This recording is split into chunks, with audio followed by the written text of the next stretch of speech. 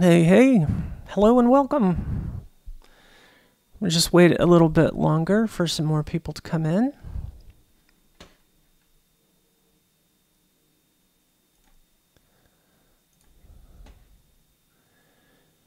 Why is this not working?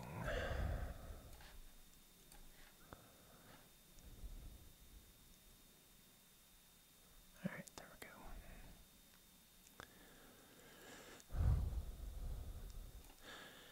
Please feel free to say hi in the chat if you're in the stream viewing mode, if that makes sense. We'll wait a few more minutes here for some more people to come on in. It's not quite 6 o'clock my time.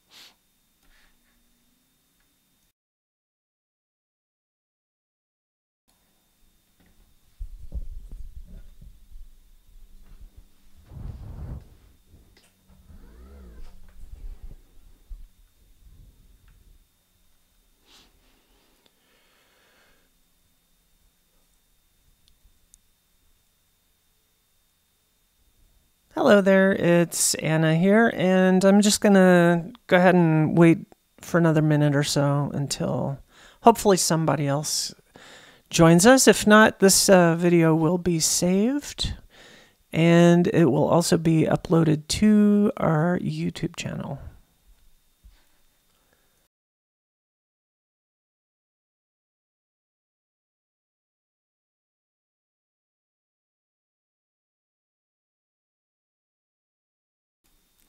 If you cannot see the stream chat window, it should be to the right of your stream video.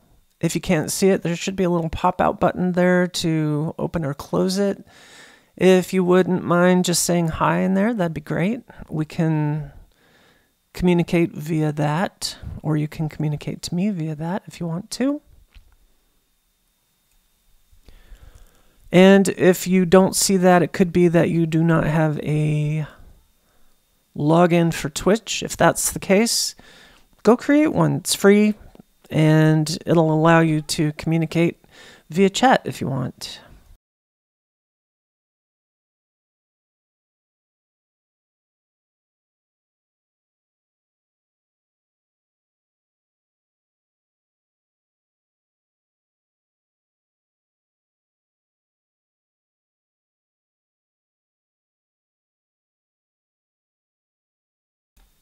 I see it looks like we've got 4 folks in here watching, so thank you guys for being here. I'm just going to wait a couple more minutes, see if anybody else comes in. So just hang in there. We're going to talk about the latest update to the game and some stuff that's coming up, a couple of fixes that I've already fixed that'll be coming up in the next update, which should be coming up actually quite soon. So hang in there.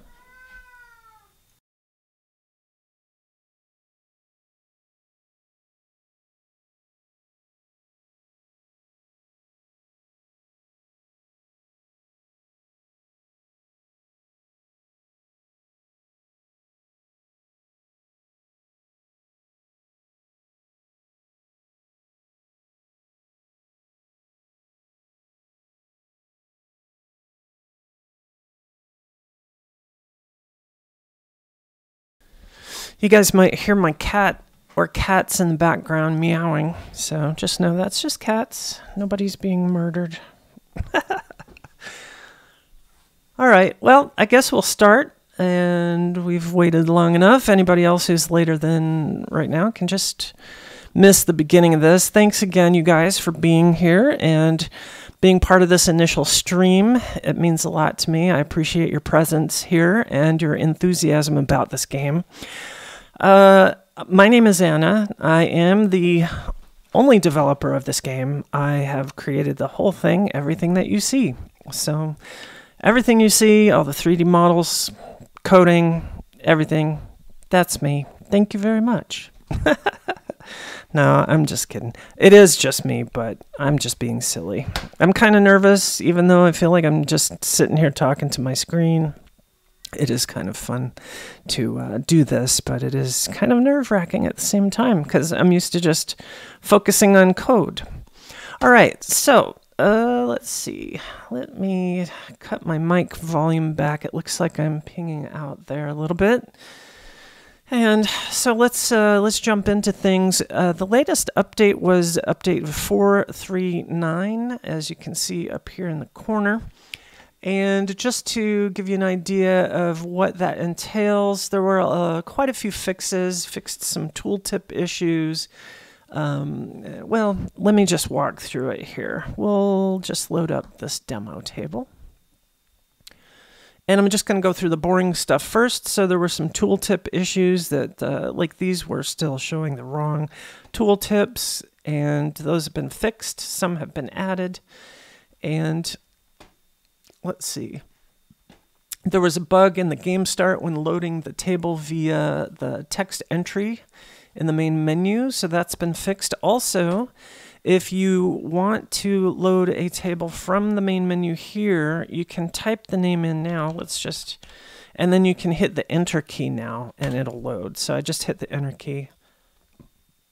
And now that table's going to load up. So that's that test table right there. Also, I might note that you may be noticing some wonky features in the game right now because this is my development version of the game, so some stuff may look kind of weird, like the back glass right there, and I can explain why that is. In fact, I could probably go fix that real quick, but I'm not going to worry about it too much. Let's just go ahead and open up a blank playfield. I'll tell you why. One of the reasons that is looking funky is... Let me show you here. I'm just going to throw a couple of things on the playfield here real fast so that we can... Ooh. We'll save this as demo live stream. And you can hit enter there too now, so you don't have to click the button every time, which is really nice. So one of the things I'm currently working on right now is... I don't know if you can see it really in these holes in... Hang on, let me move my other video window. It's distracting me. Don't forget you can comment in the chat if you want on the Twitch stream. So in some of these you may be able to see through them, like you can see sort of through the side now. So those are actually... And by those, I'm talking about the displays there. So the displays have, up until this next update, those displays have been just a two-dimensional texture right there on the back glass. But now the back glass actually has a hole in it with a glass overlay on the front of it. So it looks like a glass with the ink on the back and a hole, so that you can actually see into the back box, which isn't really possible on these, but if you look down at the bottom one, you can see how it's kind of hiding, the bottom one being this one right here. So if I move the camera up slowly, you can see that it's dimensional now. So basically what's happening there is the displays are actually behind the glass, and they are their own 3D object behind it now. So if we start up a game, we can really see that. Now, keep in mind, this is not how it's going to look for you. This is how the development version is coming along. So this is something I'm working on currently that you'll see in the next update. So sorry if I'm kind of bouncing back and forth between upcoming changes and the recent updates, but I just wanted to point this out in case you see it and you wonder what the heck is going on there. So you can see back into the cabinet there. I'll fill that out with some electronics and things like that to make it look a little bit more realistic. But there is glass over that. Let's see, we can get a reflection on it, which is hard to see because it's lighter behind it. You can see that on the ones below a little bit. So maybe that glass is missing. I don't know. It doesn't really matter at this point, but I just wanted to point that out to you. That's something that I'm working on currently. And there are a couple of other things I will show you real quick that I am currently working on for those of you who may be concerned that some things aren't functioning correctly. One of those things is the wide body. Now, this was causing issues. Well, this wasn't causing issues, but there were some issues related to moving objects around on the wide body. It was shrinking back to standard. And if we dropped a hole on the playfield, that was causing problems too. And if we saved it as a wide body and went out and then came back, that's my cat, then it wasn't going back to the wide body now like it's supposed to. So that is something to consider. All right, so I'm going to go back to normal. And we'll just stick with normal here. And I guess I can just leave those the way they are. All right, so let's see. There was also a problem with the glass being on or off. Let's go back there. So if we come into play mode and the glass is on this on the playfield, now it's off, right? So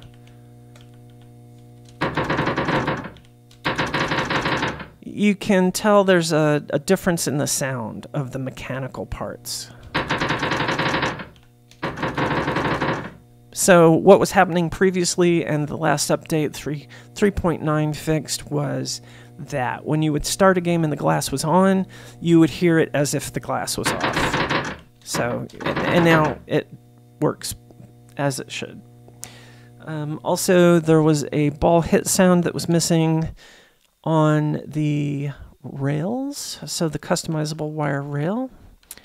Let's throw one of those in here and I'll show you what I'm talking about.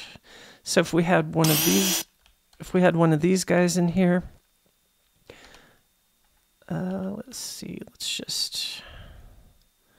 I'm just gonna throw this over here for now since that'll give me something to do there. All right, so what was happening previously was these rails were not creating any sound effect. And now, if you listen, you could hear it. Let me do it a little slower. There, bing. So you can hear that. And there's also a little different tonality based on the speed of the ball as well, which is improved. So, and you may notice that that screwdriver sound occurs now when you place an object. Let's see, let's just do this. I'm just trying to slap something together here real quick. This may just be kind of janky. That probably won't work like I want it to. You know, the more time you spend messing around with these, the better your curves and things will be. But I'm just trying to make this in such a way that you can hear the sound of the ball on it. So let's see if this will work. That looks completely silly. All right. Doesn't matter, though. Doesn't matter. Okay. I just want you to hear what it sounds like, that's all. And if there's something you want to see specifically or you want me to demonstrate, please let me know in the chat there.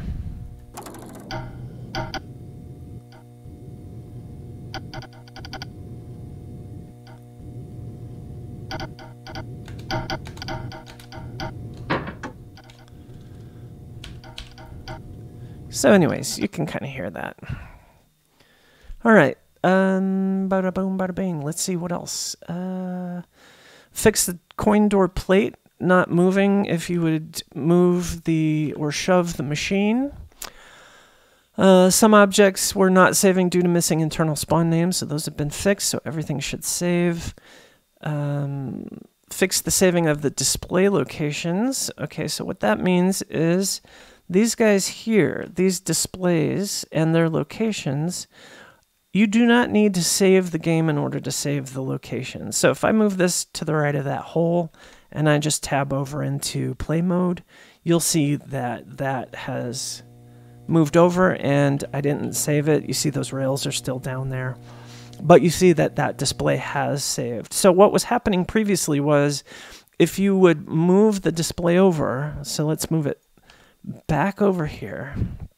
So if you moved it and then you did something else and saved the game, like let's delete these guys. And I want to just go ahead and put a top rail in there. And then you saved it and then you went back into play mode.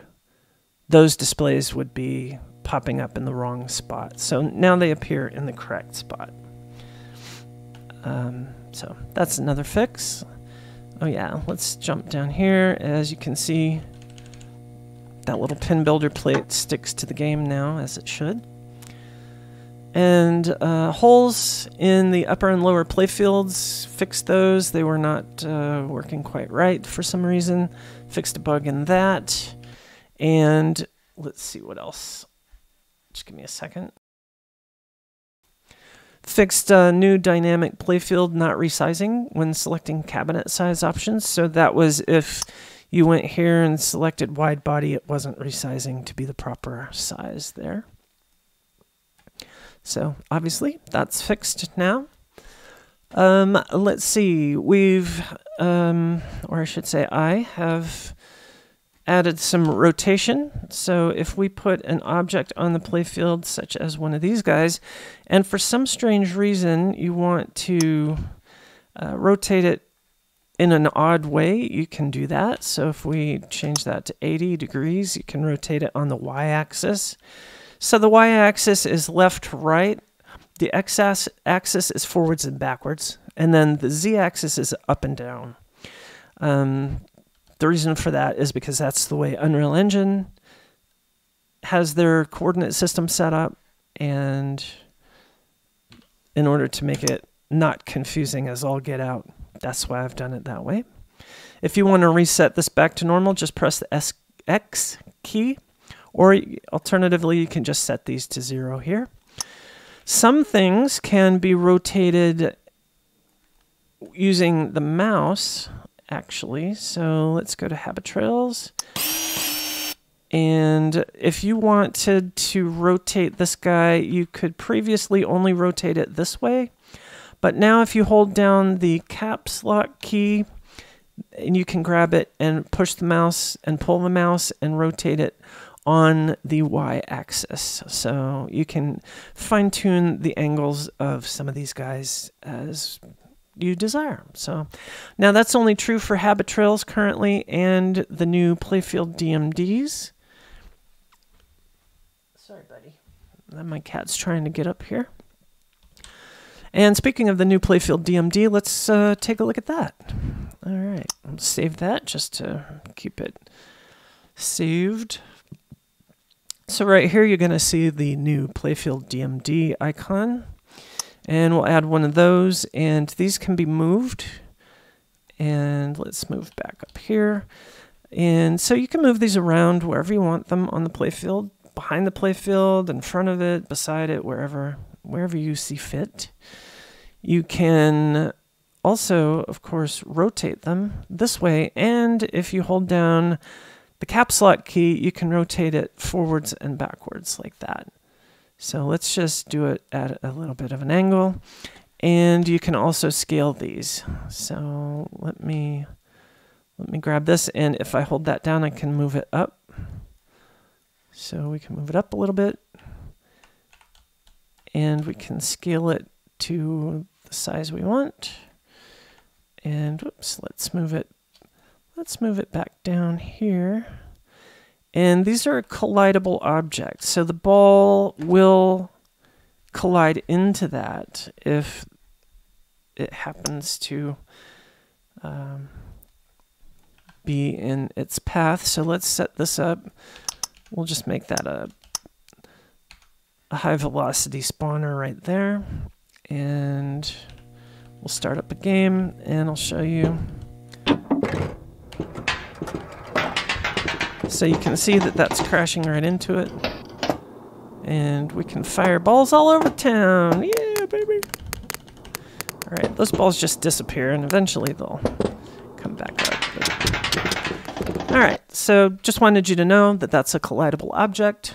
So if you put them on the playfield, expect them to be collision enabled. You can't change that. That's the way it's set up and the way it'll stay set up. Now, if you want to add a video to this, you can add any video as long as it's an MP4. And the way to do that is you go to the logic editor and we'll add a logic controller and we'll put that there. We'll change its name to DMD and we'll give it a pretty color of purple or something. I don't know. Yeah. Purple's good. And then what we want to do is go ahead and hold down the shift key and you'll see it says add, and that way you can add objects as targets of the logic controller. So I'm going to click on that DMD panel and now you can see that it's referencing or pointing at this. This is the target of this DMD controller. Now you don't necessarily have to do that for these particularly, but it is a good idea to go ahead and do that.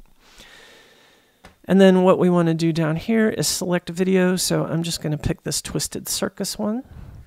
But you'll notice that you don't get any options or anything yet. So let's go ahead and pick DMD controller. And now we have some options. So there's two DMDs currently in the game, the playfield DMD and then the back glass DMD. If you want this controller here to control the back glass, just check that button and it'll control the back glass, even if this is set like it is right here. So just keep that in the back of your mind so that you know that's how that's going to work. So this tells the game which DMD to reference, and there is only currently one available playfield DMD. If you try to create another one, it won't do it. So we're sticking with just the one for now. So let's see, we've got a volume control here. So I'll put that at midway and we can test this by hitting that button and it'll play your video. And then we can stop it and you can test your volume level also by doing. So that volume is good for in the editor and in play mode. Now, if you want it to play without sound, you can set that to 0 or you can set this to mute. If you want to stop a video in play mode, do all the same stuff, but just set stop. And whatever controller that gets fired will just stop that video. If you want to loop the video and just keep it playing indefinitely, check that box and it'll just keep playing until it's stopped, which can happen at the end of the game or whatever, you know, anytime it would normally stop or be stopped by another logic controller. You can also set this to restart it if it's already playing. Otherwise, it will just keep playing until it's done. And let's see, what else did I want to show you? You don't need to set any completion type or points for this. However, those things would take effect if you wanted to, but I would recommend just leave it like it is. Also, you wouldn't really want to include this in attract mode. Otherwise, it'll just keep firing. It'll just keep firing over and over, and it's kind of weird. By the way, this include in attract mode now defaults to no. So if you want a logic controller's target lighting inserts or whatever to be in the attract mode, if they're part of a controller, then you should set that to yes. Okay, so this is enough to tell this DMD what to play. Now we need to fire an event that tells it to play or to fire this logic controller. So in order to do that, we're going to fire this one at start. So I'm going to set one up called fire at start. and that will just make some color, and we're gonna check fire at start, and our target controller is the DMD. And now if you want to see all the controls at the same time, you can press the N key, and that will show you all of them, all of these connections. Okay, and fire at start, that should be enough to get us going. Let's just double check it and make sure that's going to work. And we'll hit start. And there it is. So now you can play, yada yada yada, boom bitty boom bitty boom, and your little video will play, and it'll keep going because it's not the start of the game. So fire at start means fire at the start of a game. So ball one of any player. Oh god, that circus music, I've had enough. Also, I should let you know that the videos here are full. Let's see. So they are full. Oh yeah, let's go here. So they're full resolution. So whatever size the video is, it's gonna play that whole. You know, the whole video is going to play. That was just a very short video. Let's see. I don't know that this Deadpool is working right. For some reason, this Deadpool video doesn't really want to work. Let's see. Does this one? That one kind of does. So that's a really high definition Terminator video. It's pretty good detail. But that quality right there you see is in the video itself. It's a very high definition screen there on the, you know, in the game or whatever. All right, so that's basically the DMDs and how they work. Let's move this back down here. Just leave it there. Let's see. Oh yeah, I added a ball follow camera option. So let's pick one of our other tables. Let's go Alien Meadow. That's a good one to show this on. Don't forget, you guys, if you want to comment in the comments, the chat there, you can ask me questions about the game. Hey! Yes, I am recording this for later viewing.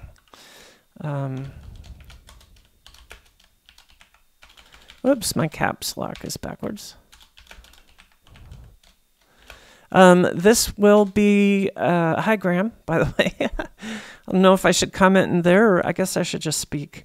So yeah, this video is actually being stored, and it should appear, I think, tomorrow on the videos tab of Twitch, but I will download it from there and copy it over to the YouTube channel also.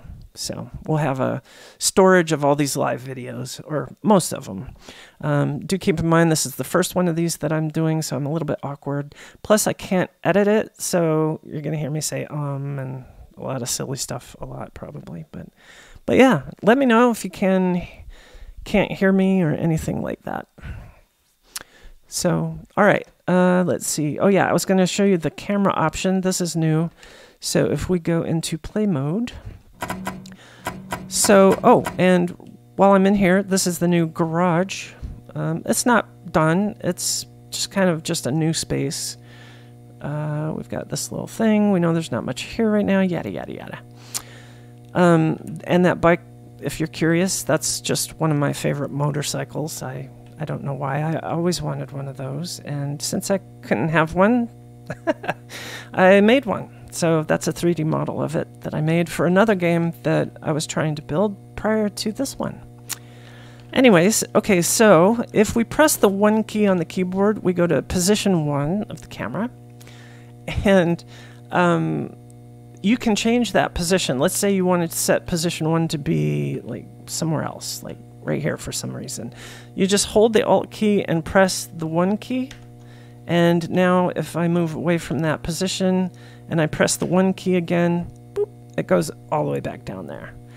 And if you want to reset it to where it was initially, well, you're sort of out of luck because there's no way to reset it, but you can just move the camera back to approximately where it was and press Alt 1 again, and it'll move it back up there. See, like that. Okay, so we have those 4 positions.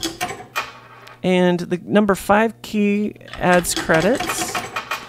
And then now the number 6 key will toggle camera follow mode. So let's start up a game.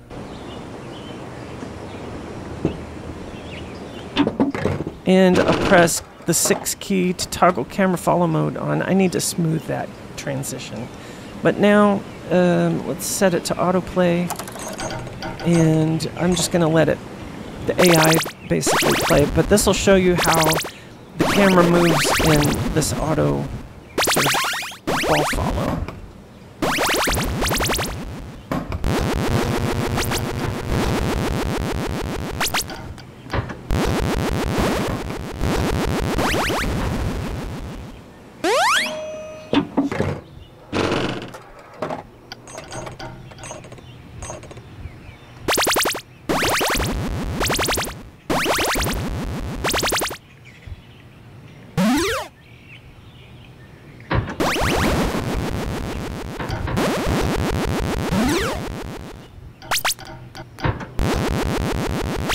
Now it definitely needs a little bit of adjustment, a little tweaking.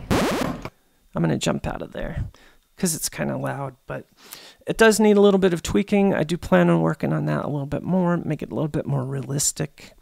I'd like to strap my GoPro or my phone to my forehead and get some actual footage of myself playing one of my real pinball machines and use that sort of as a guide to go by to get a more realistic camera following, whatever you call that. No, Graham, I haven't been able to get that to work. I went ahead and packed it back up because I spent too many hours trying to make it work. So yeah, I don't know what's up with that or why that doesn't work anymore. I may look into it further at some point. It seems like it should work. But for now, I really kind of need to focus on these other things first. Plus, I have a plan. As far as virtual pinball and stuff goes, I think the direction I would rather go initially, even though I'd love to do that with a headset, is I would really, excuse me, I'd like to find someone who builds virtual pinball machines with the displays in them, you know, and see if they would be willing to work with me to get one of those set up and running, or probably better yet is just build my own and have one that I could tote around with me to expos and stuff like that. So if I could take a full actual machine with me that had, you know, virtual pinball displays and everything set up in it, then I could just use that. But I don't know. It'd be nice to have both, though, really. VR and that. So, I don't know. It's something I'm considering deeply, though. Don't get me wrong. I definitely want to get both of those things going. It's just a matter of at what point do I really start pushing time into that. That's why it would be kind of nice to find somebody local actually that does, you know, one or both of those things to kind of collaborate with, maybe. All right, let's see. Bada boom, bada bing. Got new rooms. So you've seen the garage one. There's also this black room that's new. It's just a completely black space. The lights are not adjustable in there at all. And yeah, somebody wanted a black room, so there it is. Let's see, what else? Oh yeah, added rotation. So I added these rotation options.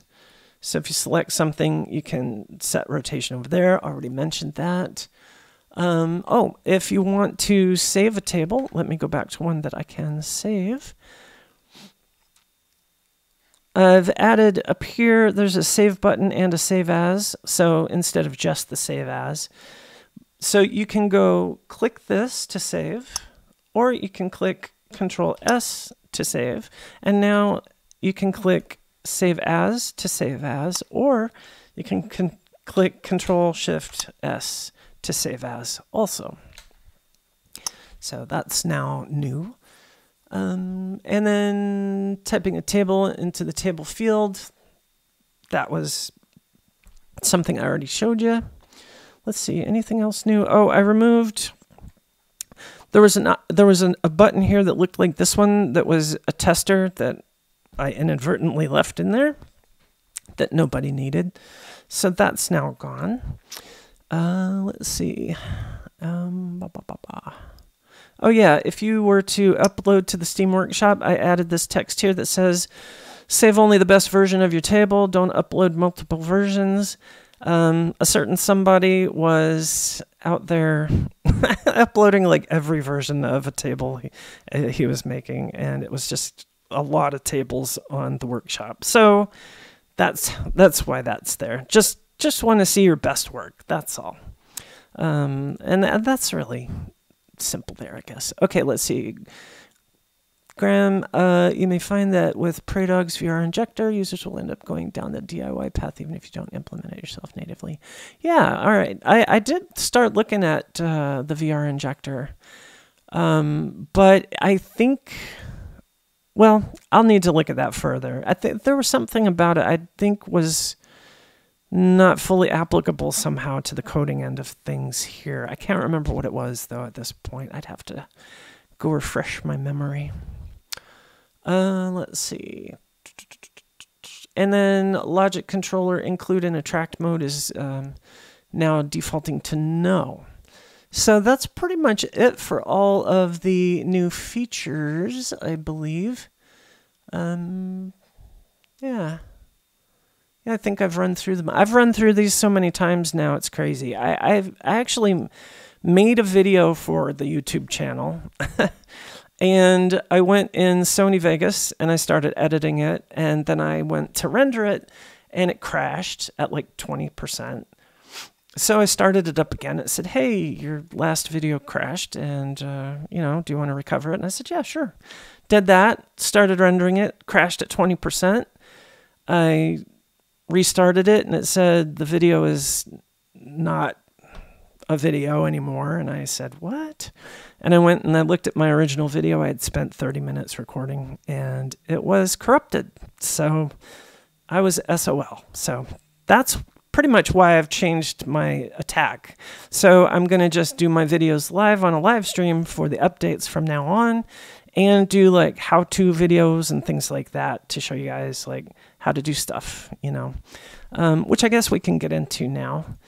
Let's see. Let's try something different here. Let's see. Where are these guys?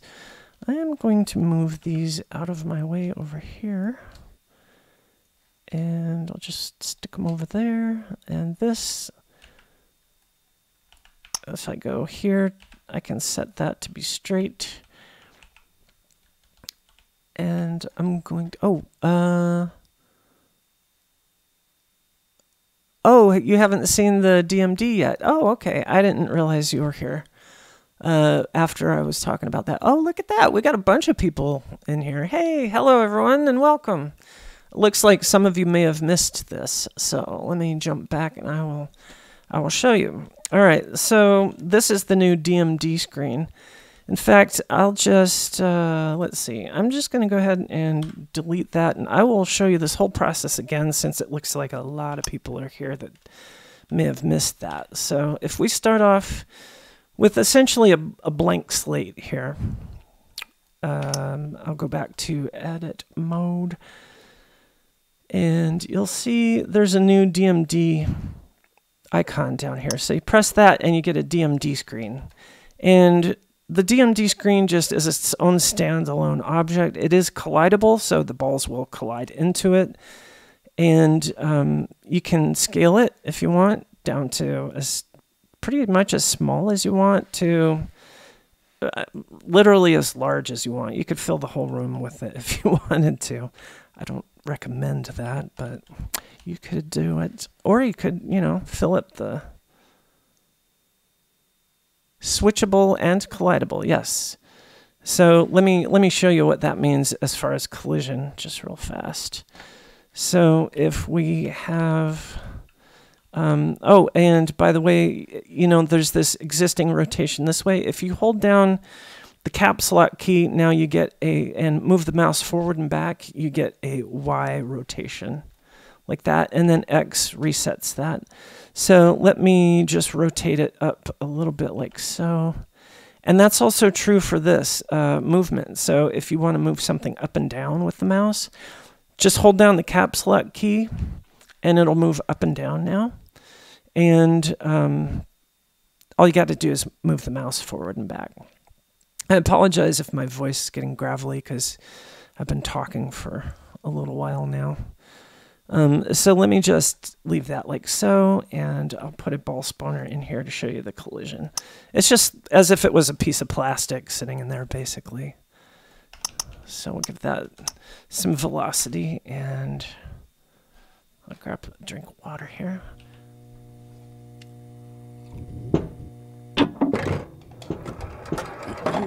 All right, so if I spawn a ball, you can see that it's, whoops. Let me slow that down. So you can see that that's actually hitting that. And if I take the glass away, it'll just go soaring off of the... So, anyways, so just to give you an idea that that is a collidable object. All right. So now by itself, it doesn't really do much.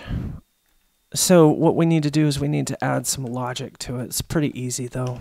So just go to logic mode and create a logic controller. And we're going to call this one DMD.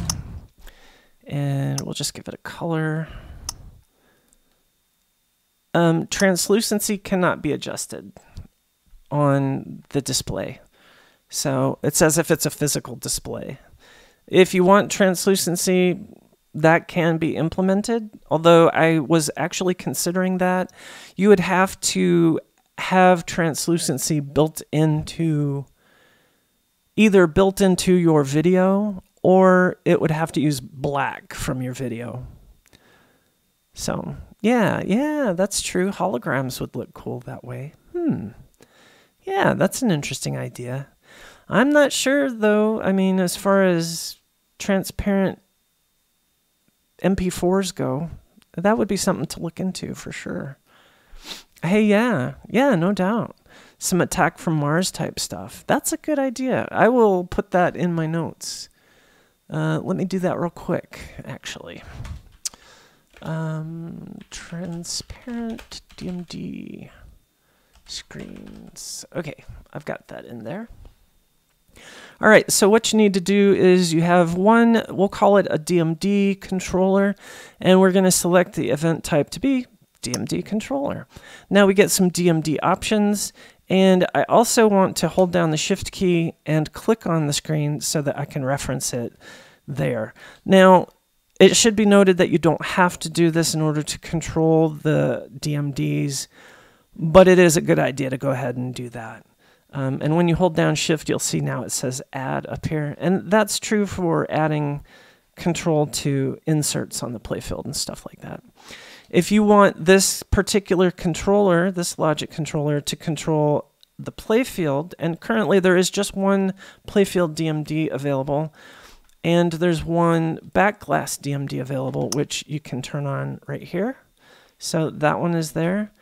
And so if we set this to be BG, it will control that one up there. So if I select a video file here, like this Terminator one, and I press play, it'll show it up there on the backglass one. And we can press that again to stop it. And if you want sound, you can just move that. And then, that was weird. I don't know what was going on there, but you get the sound with this adjustment. Now, if we want that to instead show on here, which is what we do want, we're going to uncheck this. And I'm going to select this Twisted Circus video. And we'll see it play there. So I pixelated this video so that it looks like a more like a DMD screen. I'm so sick of that music. All right, so that's literally all you need in order to associate a video with your DMD screen. Now, in order to control the playback and the stopping and all that of your video, you need to just have one more logic controller. So we'll add one more, and we'll call this one Fire at Start.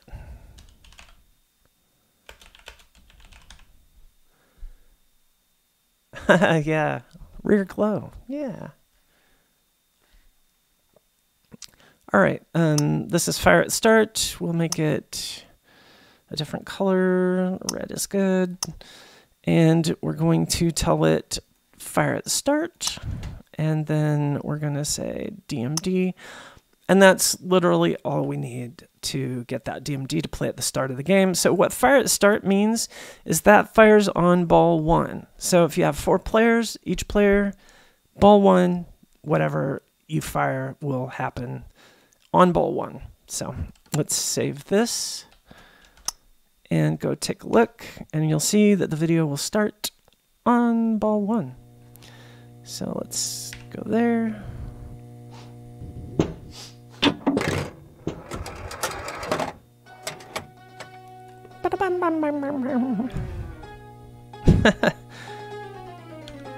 All right, so there it is. And that'll just keep playing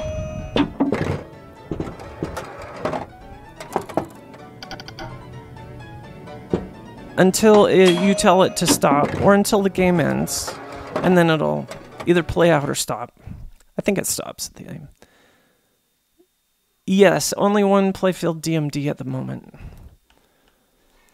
Let's see. So if you wanted to stop that, you could set up another logic controller similar to this one, and you would just say stop.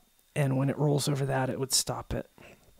So if you had a switch on the playfield, and let's move that here. And let's create another one of these. And we'll just set this up as DMD controller and stop. I'll go ahead and pick a video, the same video. Just it's good to just stick that in there. And let's add that to that. And we're going to, that's all we need to do. So we're just telling that same DMD to stop that one. I believe that's all we're going to need. So now let's just check and make sure that works. Yeah, it could be, depending on the size of the video, it could take some time to load them. It could be a memory issue too for some folks. All right, why is it not playing? That's weird. Huh. Did I change something that stopped it from playing? That's strange. I'm wondering maybe... Oh, there, I did, see? I changed that one to stop. That's silly, silly me. This one should be stop. I don't know, I guess I saved it earlier and I left that on stop. So let's try this again. See, even the developer doesn't know what she's doing sometimes. It gets confusing, you guys. So don't feel bad. All right, so now when I roll over that button up there, that should stop. What? Why didn't it stop? Oh my god, no. Why? Oh, I'll tell you why. See, I'm telling you, your developer, she doesn't even know what she's doing half the time. Can you guys tell me? Okay, yeah, I got it. This is a test. It's not really. I screwed up. I forgot to do something. But can you tell me what I forgot to do? Let's go back here. And I'm going to press the N key to show all of my connections. What did I forget to do to make that DMD stopper functional? Can you spot it?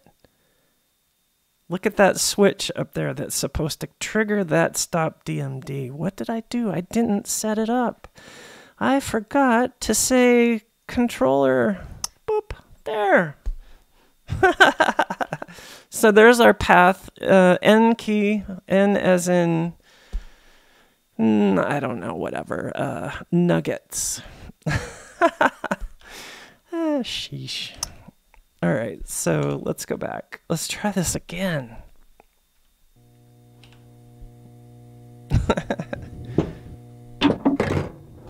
All right, so now it should start.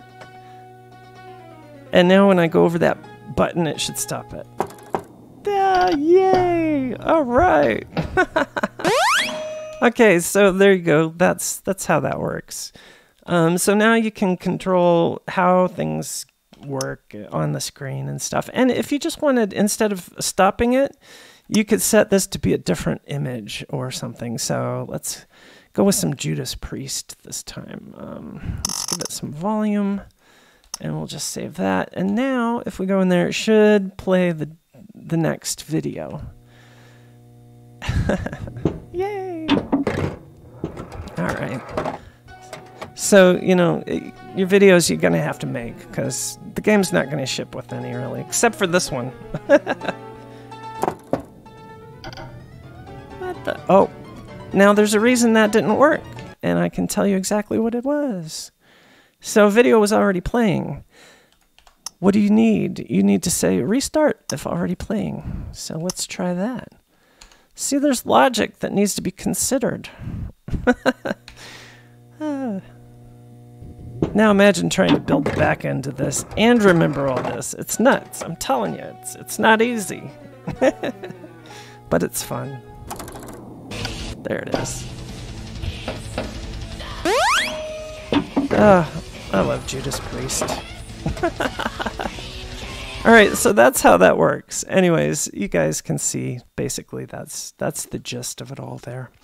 So you can use logic to control your videos on that screen. You can also use them to control videos on this screen. I don't want that one there, so I'm just going to uncheck that, and I'm going to save it. So that's the gist of the new DMD videos. Let's see. Oh yeah, there was a bug.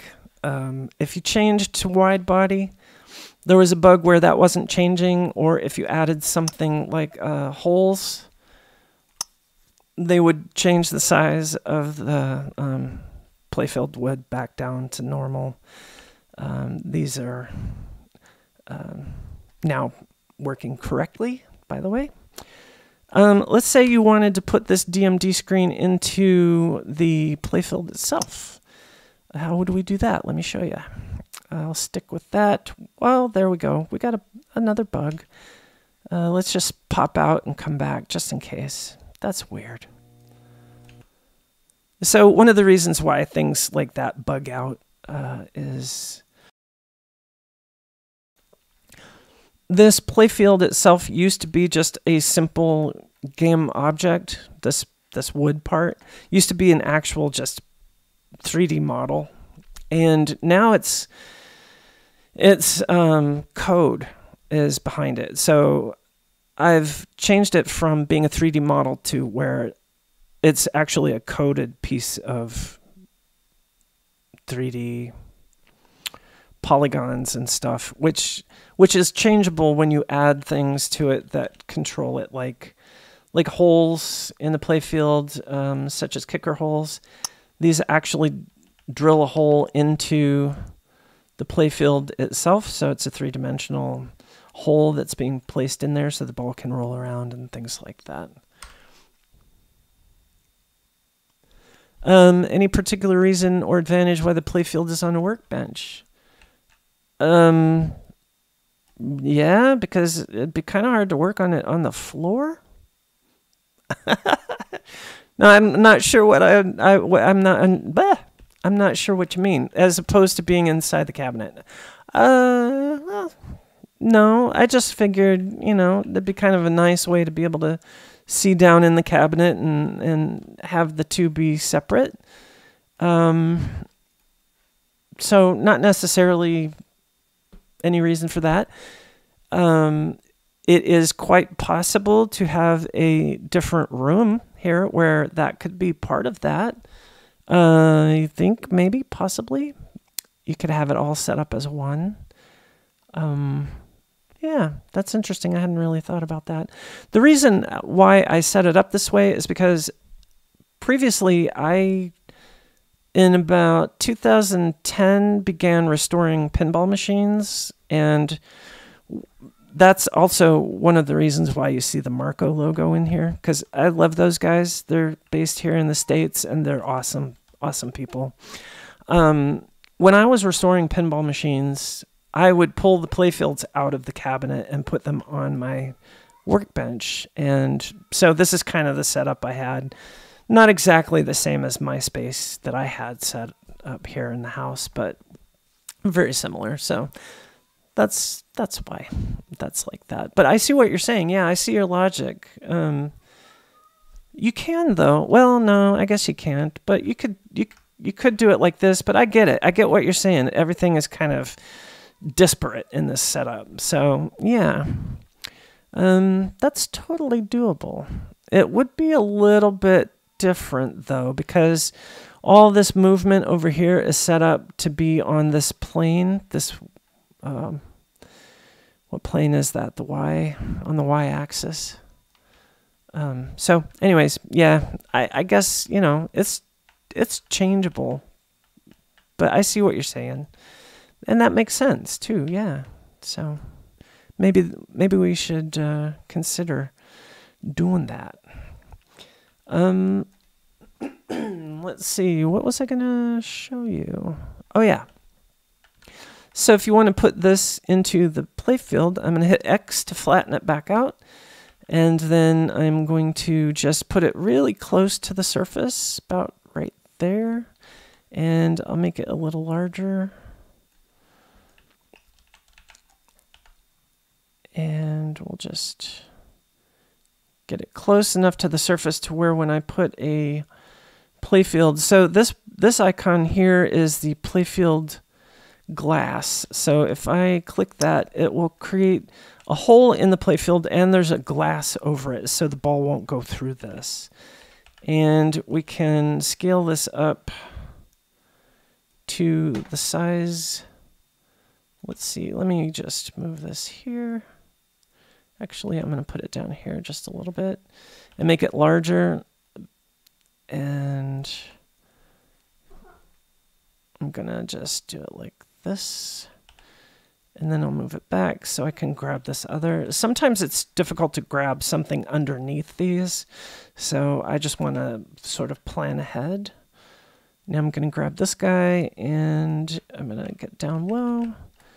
We'll go over here and we can move it down and place it kind of like right under there, like that. Save it, and we'll put one of these up here and give it something. And just for giggles, we'll put a post. That's new too. I don't know if you've noticed that, but there's a drill sound when you add things. So I'm still planning on setting that to where you can turn that off here, the build sounds. Currently, this only functions for, there's a tooltip that needs to be fixed for these things like these guys here. So you can turn off build sounds for that. Anyways, so I just wanted to show you that our ball now will roll over that without.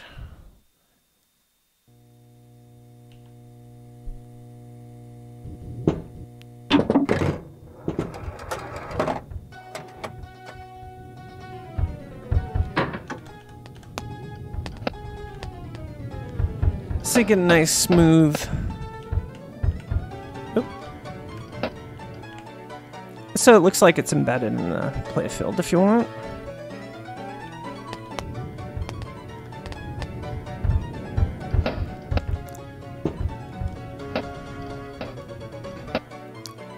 Yeah, there were some shavings. Actually, those should have been showing. I may have.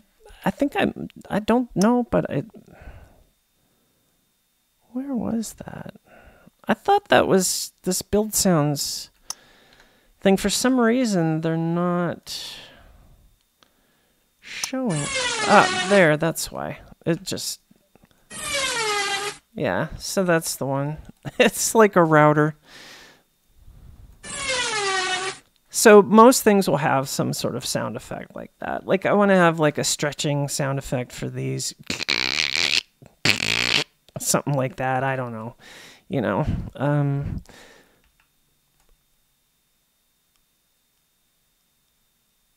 Yeah. That would be cool. I don't know though. I think most kicker holes I've seen like this are not painted on the inside, but that should be an option, I think. You know, if we selected that and then, you know, pick a color, we could paint the edge and stuff like that. So that's totally doable. I'll add that to my list here of stuff. Color inside of holes, edges. Yeah, and I agree, like these edges here, whoops, let me pull this hole back a little bit. Like currently these are just wood edges, like plywood. So yeah, it would be nice to have those be paintable. Maybe you could paint them playfill color or black, or have it be just a secondary color, you know. And I also, you may have noticed this, but I used to have the setup so that you could change the playfield color using the color selector, and that's not been doable since I went to the dynamic mesh playfield. And some holes have different interior edges, like these guys have more of a plywood looking hole edge like this, whereas this one is just a little bit different. So those should be selectable color-wise. We should be able to color those too. So well, I'll add that at some point. Because personally, I was wanting black edges. There's another spot similar to that, which would be these second playfields. It would be nice. Oops. It'd be nice to be able to color the edges of these as well. Give them like a different edge. There are some issues, like this hole is cutting through this playfield. Now that shouldn't be doing that. I guess I just forgot to check if those holes were doing that. So that's not really a desired feature. I did fix that with regards to these holes over here, though. These guys don't do that, as you can see.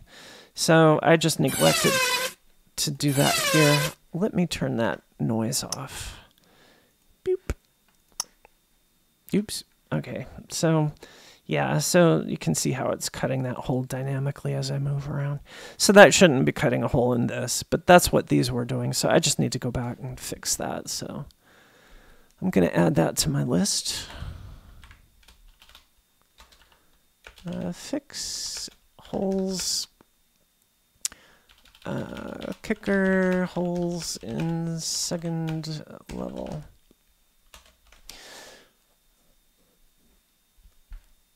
All right. I appreciate you guys being here and being in on this with me. I plan to go until 8 o'clock, so another hour. At 7 o'clock here, by the way, so I'm going to just keep doing this. Doing this is great for me because it helps me to find stuff that needs to be fixed. And to be honest, I have spent so much time on the back end coding this game and, you know, doing much more obviously than just coding, that it's really hard to just relax and go into play mode, kind of like I'm doing. 1 p.m.? What? I guess maybe this is a good time for doing these videos. And so I don't always get the chance to play test or beta test, which sucks because, you know, I hate it when somebody says, "Oh, something is broken" right after an update. I'm smack my head and go, "Fudge," you know. I don't want that to happen, you know, but I don't have any beta testers really, and I don't mean to make you guys beta testers. That's definitely not the way I think about things. And I feel extremely guilty if something is broken during an update. So please forgive me if that happens. It's a tough job, really. This is a hard job, you guys. It takes a lot of time. I don't think people realize how much time game development really takes, you know. I mean, big AAA titles, they have hundreds, if not thousands of people working on those games, you know. So, and this is just me. So anyway, let's see. What else was I going to show you? Oh yeah, Australia. Yay. Cool. There's something else I wanted to show you, and I don't remember what. Let's see. Well, is there anything you guys want to see? These were kind of new from the last, or not the last update, from a recent update. These are little plastic walls, and you can put decals on them.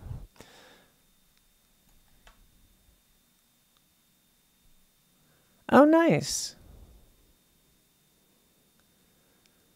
Oh, power supplies are pretty cheap. You know, you don't need much to run the game. This machine that I'm running it on now and streaming with is it's pretty old. I build my own machines, and actually I should say machine because I usually just update it when the next Grand Theft Auto comes out. And so it's been a while since that last Grand Theft Auto came out, but my machine is an old Asus X99 tough board with 24 gigs of RAM and an i7 6850K and a 1080 Ti is all I've got. So if, you know, you don't need a whole lot to run it. Oh, nice. Yeah. Oh, yeah. It'll run just like it does on here. I'm excited to upgrade my machine one of these days, though, because I would really love to see what it looks like with full-on reflections and rendering, you know, reflective rendering and all that fun stuff. That would be awesome. Oh, yeah. I remember something else I wanted to show you. Let's go back to here. I updated the Twisted Circus a little bit, which is kind of helps explain why the clown... why the clowns? So I put this little screen here, and I put a hole there just in case the ball falls over here in the space. But I also put these wires up here to kind of prevent that from happening. And I put a cutout over here to cut out this habitrail piece because I did want to extend this second level over. And then I made a couple of changes up here to make this a little easier to shoot at those guys over there. Sometimes I like to just roll around and look at things, you know, like from a different perspective. It's kind of fun. Yeah. Old laptops with discrete GPUs, not going to work too well.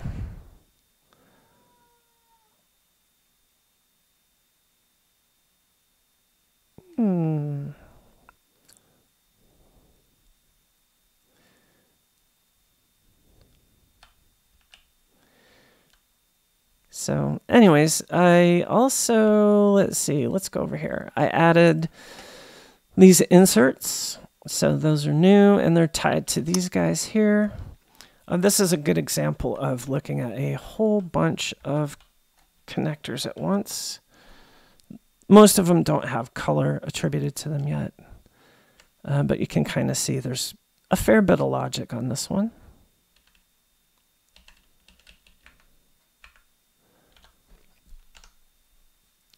And so the scoring can be a little bit better. Let's just go to...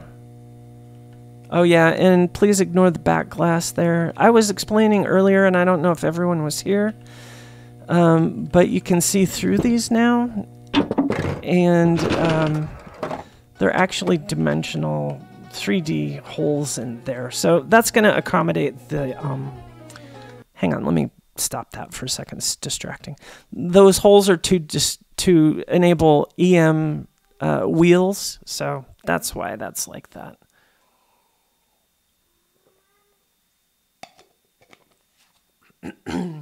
Hey, yeah, that's a good idea. I could probably set up some sort of a spline to do that.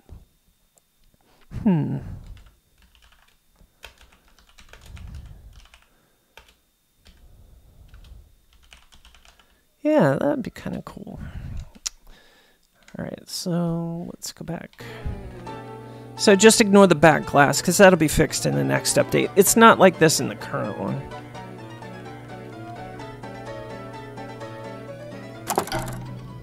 And if the ball doesn't go all the way up there, now there's a way that it can roll back down this way.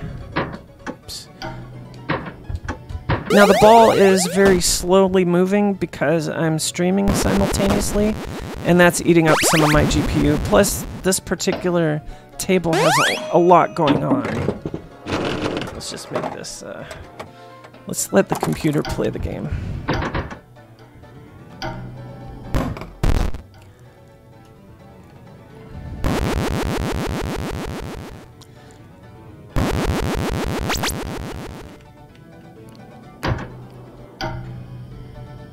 Oh yeah, I do want to point out something else. I forgot to mention this, and I forgot to put it in the update notes. I just remembered it. In the settings now, there are more settings. So there's effects quality you can set. Post-process quality you can also set. Reflection quality, you can set that as well. And now global illumination quality. So these four items here are all brand new to the last update that just came out. So you can improve your performance by setting them all to low if you want, or you can improve the quality by cranking them up if you want. Or, as you can see on my machine, I have to have sort of a variety of them there in order to make it look awesome and play awesome. So I would rather develop this game on a computer that is a little bit outdated so that anything newer can play it like rock and roll and, you know, just awesome. But maybe one of these days, if I can get a small business loan or something like that, I can upgrade my computer, or at least have a second one to have like all the bells and whistles and all that fun stuff. So, you know, it would be nice to see it running in full like totally rendered reflections and all that, with anti-aliasing cranked up all the way and whatnot. But anyways, that is all new there too.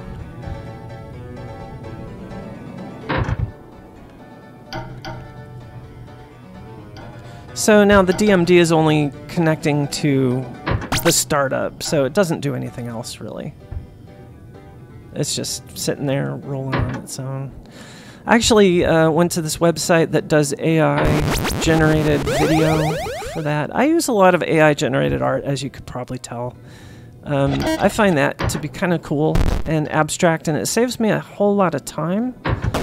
I use Crayon, C-R-A-I-Y-O-N, and I think it's .ai. And no, the ball's going underneath it. Let me mosey over there and show you.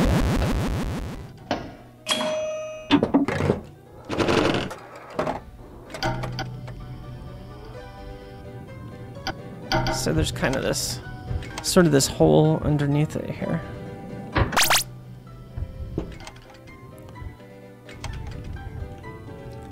But it could get trapped back there, potentially, so... Get it. Like, oops. My mouse is acting funky.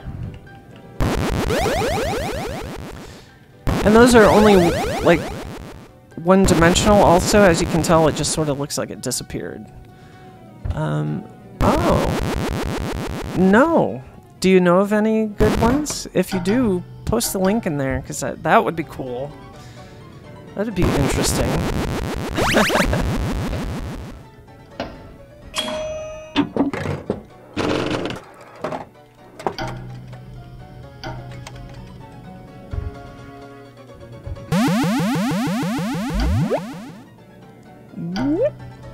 All right.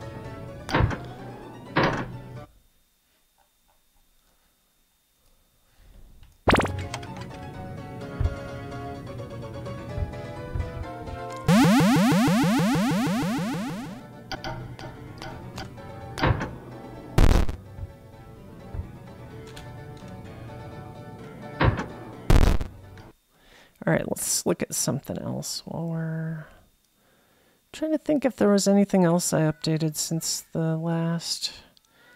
Seems like Unfathomable got an update. Trying to remember.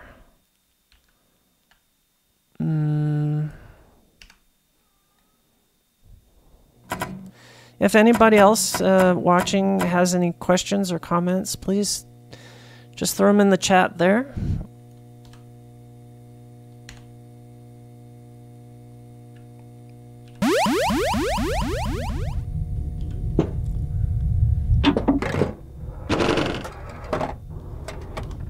Number 6 key to toggle camera follow on and off. Awesome. Cool. Thanks, Graham. I'll check that out after the stream. I have I've actually built a game that randomly generates cities from meshes that are basic, just like a basic building mesh. Oh, cool.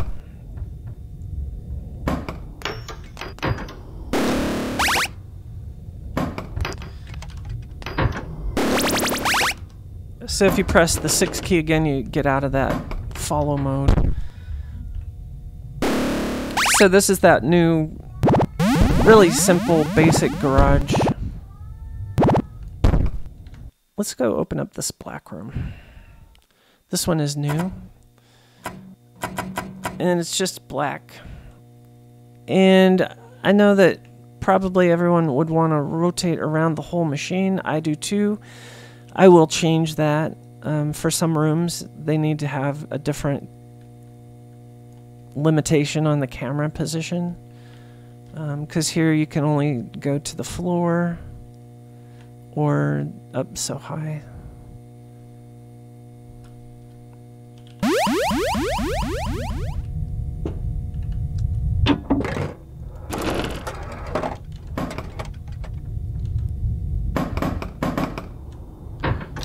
The only thing I don't like about this room is that the ball has nothing to reflect except the game itself, which is why it kind of looks black. It's very hard to see anything on it. I think my favorite is just this one here.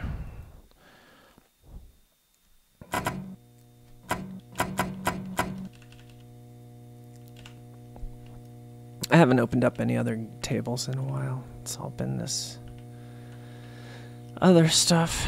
Alright. Okay, well. Anybody want to see anything? Any particular stuff? Let me try to think of things that I could show you.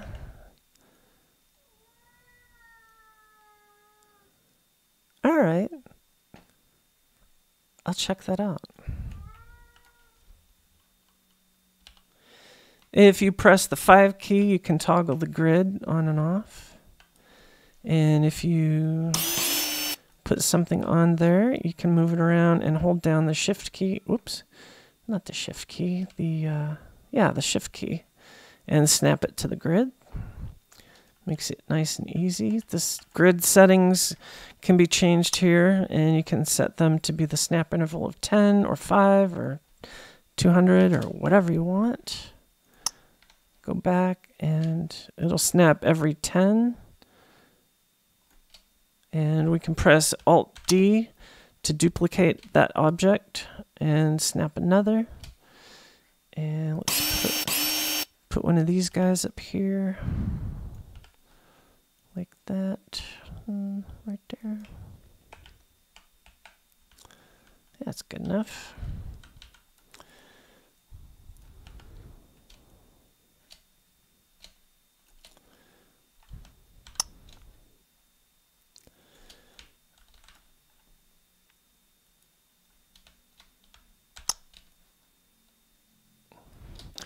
So that should be enough space. Let's find out. If you want this to be the other way around, just go up here and select the other one. So you get the reversed one. Why is it not? There we go. So there's another little buggy wuggy that needs to be fixed. My cats are hungry. You may be hearing them meowing in the background. All right, let's see if that works. What, Maxie?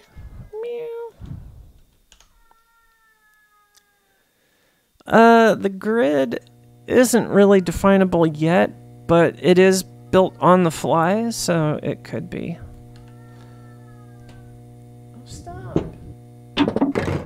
I think that may be too close. I don't think the ball's going to fit in there. Oh, that's good. Oh, that's restarting every time it hits that one button. There we go. Yeah, let me turn that DMD stuff off.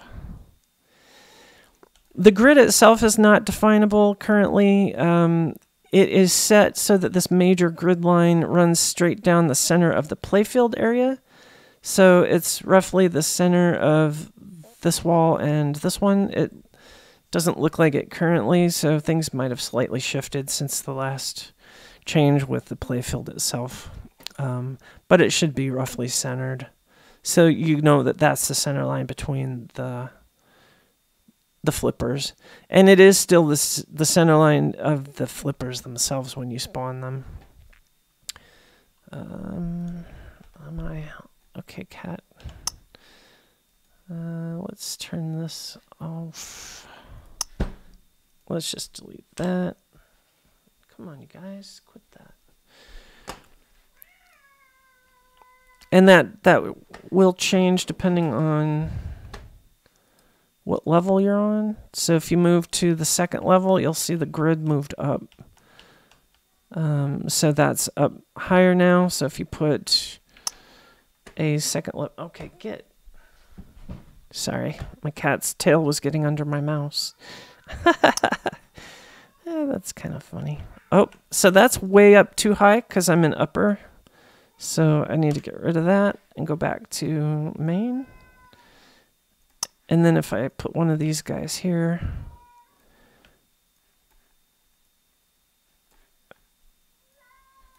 let's just stretch it out so that we can see. And then if we go to upper, it will, oh, looks like I need to readjust that. Jeepers. Let me add a note for that.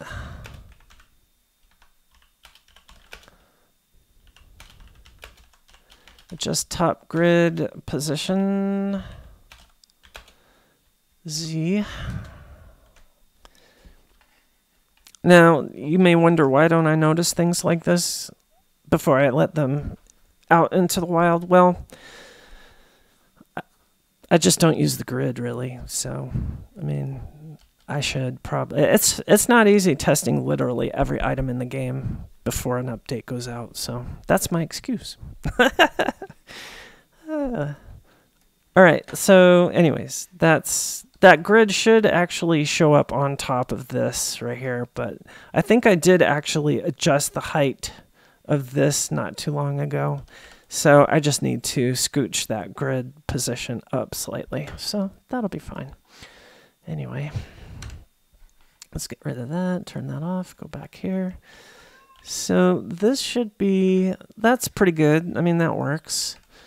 And then if you want to put some switches in there, it's as easy as going 1, 2, 3. and put one here. You can snap. I have it at 10, which is too far.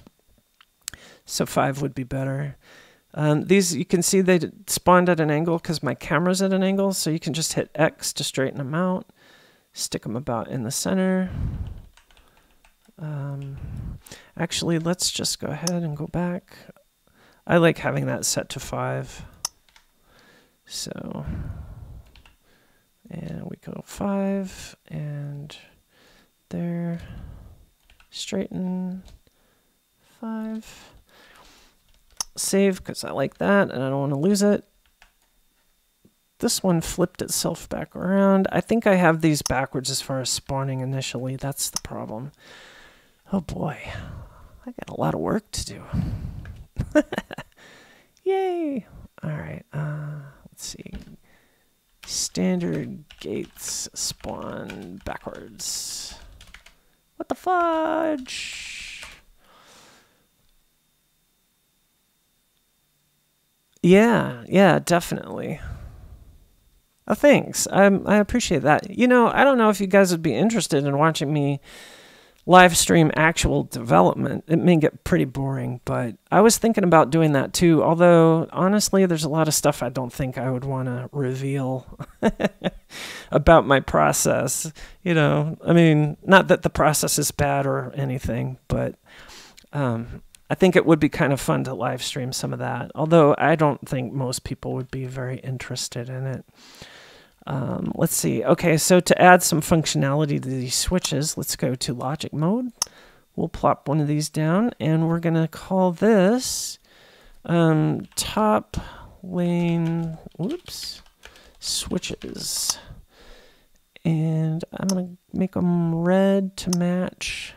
Yeah, true that. Yeah, coders might, but no one else really.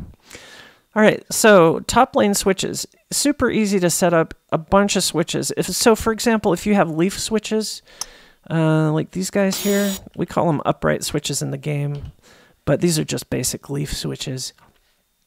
That gap is way too large. You could set like 20 of these up on the whole playfield and have them all reference the same logic controller if you want them all to be the same point value and sound effect, for example. So something to keep in the old noggin if you want. So let's say we want these to just default to 100 points. If they're lit, we'll have 500 points, maybe, I don't know. We'll just give them a sound effect.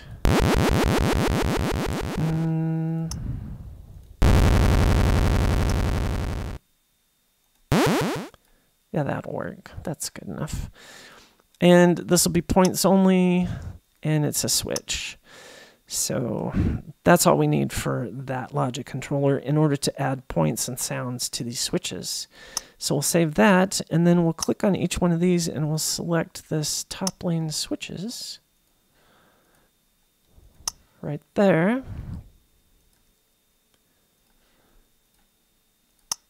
And now, when we go into play mode, boop-a-dee-boo, we'll just get up here and I'll turn that on and we'll start a game and we'll fire that ball up there. Oh wow, I fired it a little too hard. Okay, so let's hit R to reset the ball, and I won't pull it back that hard. There we go. So there you go. You can see it scored 100 points, and it made a sound. All right. Come on. There we go. So that's how that works. It gets a little bit more complicated if you want to add lighting and stuff like that to it too. But you can do that, obviously.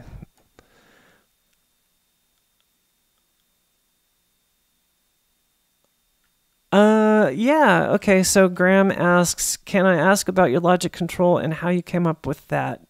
Or with what seems to be a fairly user-friendly system? Is it inspired by something you have seen elsewhere? Well, it is kind of actually inspired a lot by my experience in working on pinball machines, actually. So in the process of working on one of the, let's say, for example, Gorgar, that's one of my machines that I still own. And when I first bought it, everything worked, except it wouldn't go into attract mode, and you couldn't play a game. And so I sort of delved down into analyzing the CPU, or well, the MPU as it's called, the main processing unit, and looking into how the logic and stuff flows from a switch to a controller like one of these. The main controller used in a lot of old boards is the 6502. It's sort of a really early late 70s, mid 70s processor. So it was like really a predecessor of things like the 8088, which was an IBM processor, which evolved into the like the 286, the 386, and then the Pentium chips, and then the Intel chips. And so these old IC chips, or integrated circuit chips, were the controlling mechanisms. So I thought, you know, it'd be really cool to have something like that to do the controlling of logic on PinBuilder, because I wanted to avoid using scripts at all costs, because I just didn't want to have to deal with that. Oh, hush, will ya? Because scripting is, you know, it's just a different... I'm a very visual person, so anything that is visual is really good for my brain. And interestingly, my cat is distracting me. Hey, would you quit that? Go on, scram, get. All right, sorry about that. He's hungry, so. So I come from many decades of programming. Started in BASIC and moved to Visual Basic for a long time, and then C#, C++. I've done a lot of SQL database development too, and I've also, you know, and that's professionally, I should say, all of that. Oh my God, that cat's gonna drive me nuts. So I have found over the years that I just get burned out kind of quickly now on lines of code and scripts and stuff like that. And I did make a couple of tables for Future Pinball back in the day. You may still find my 8-Ball Deluxe out there, maybe. I made an 8-Ball Deluxe for that about 10 years ago, maybe even longer, actually, 12 years ago, maybe now. And so looking at that as an option for this game, I was thinking, you know, if I was to do that, I would have to build an interpreter that interprets all that text. I don't want to do that. So I just decided I want to make a UI and a graphical way of doing it, because that's simpler for me to build, and it probably would be easier for the end user. So that's essentially the long answer to a short question, I guess. So yeah, that's where that derived from. And I think ideally it would be fun to turn it into, like, instead of these just straight lines, to have it actually have traces, like on a PCB, you know, like a PC board, printed circuit board. I think it would be kind of cool to make it look like that. But that would take a lot of extra coding, and this really takes care of everything pretty nicely. On the more complicated tables, you can see a lot more going on. I think, I don't know how much this one has. Oh, okay.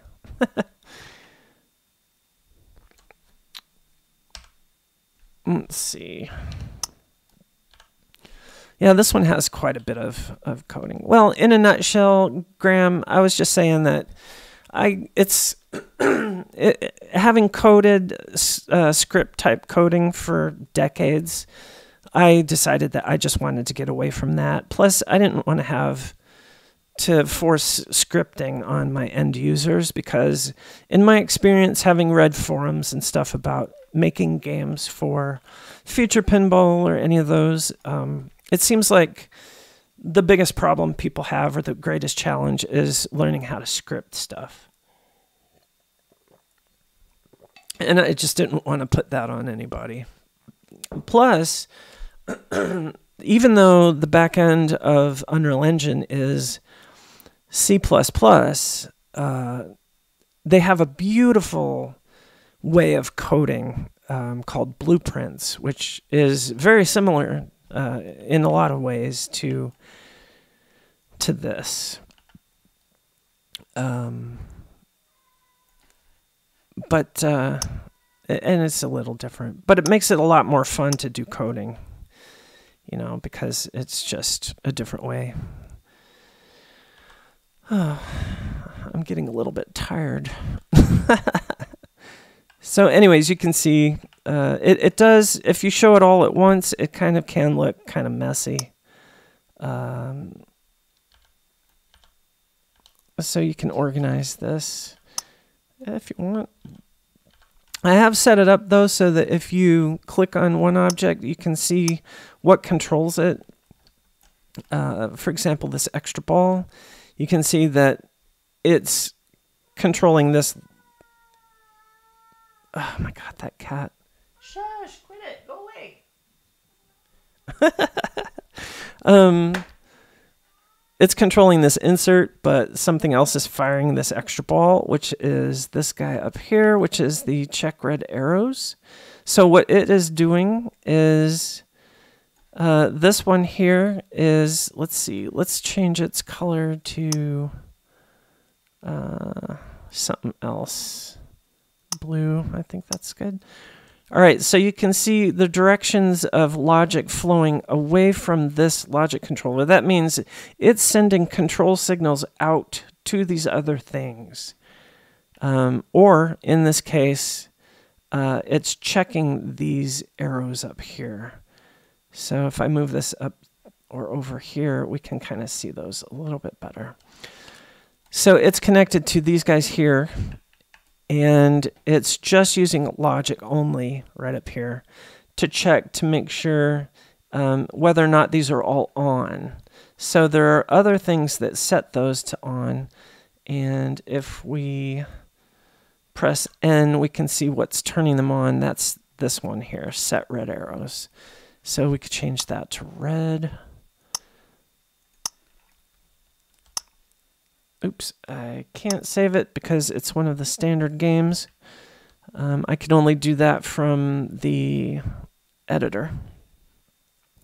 So basically what's happening here is this one is checking to make sure all of the round targets are dropped.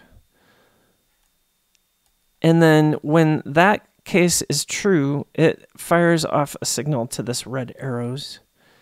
And then that one will light one of these. So basically what that means is that when you trigger all of these targets that this one is connected to, it'll fire a signal to this one and it will illuminate one of these, etc., etc.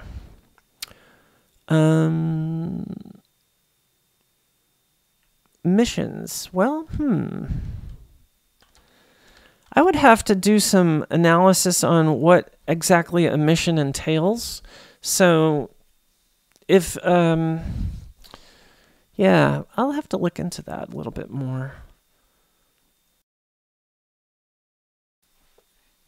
To just see, like, what constitutes a mission. Is that shooting down certain targets in sequence, or, you know,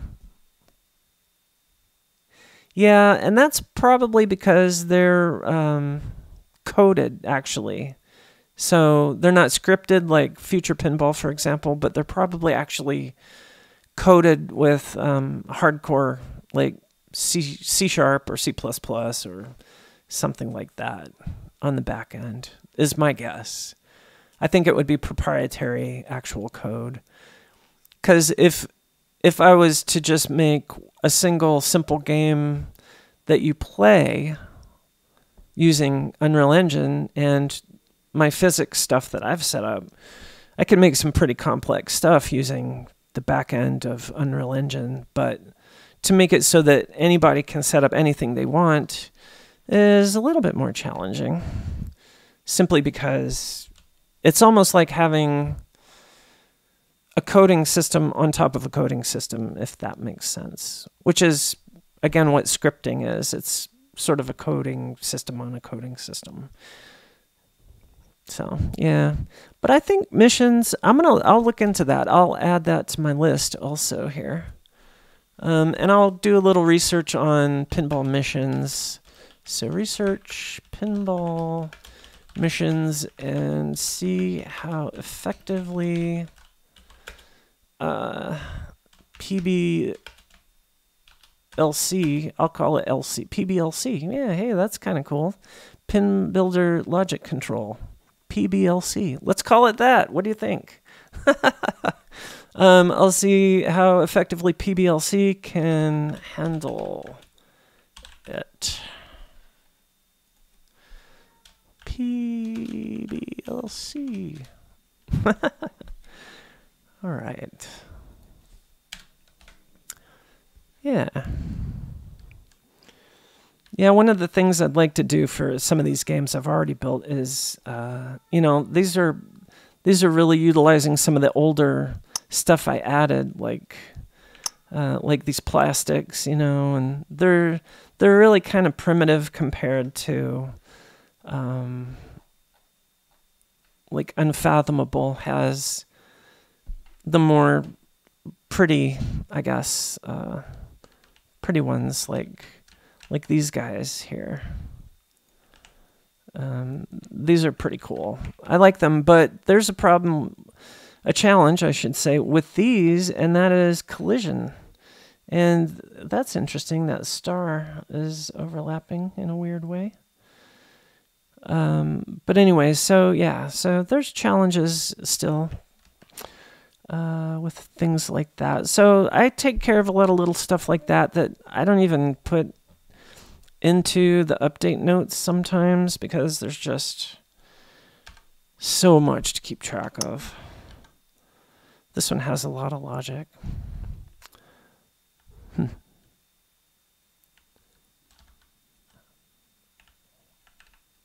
And there's other challenges too, as well.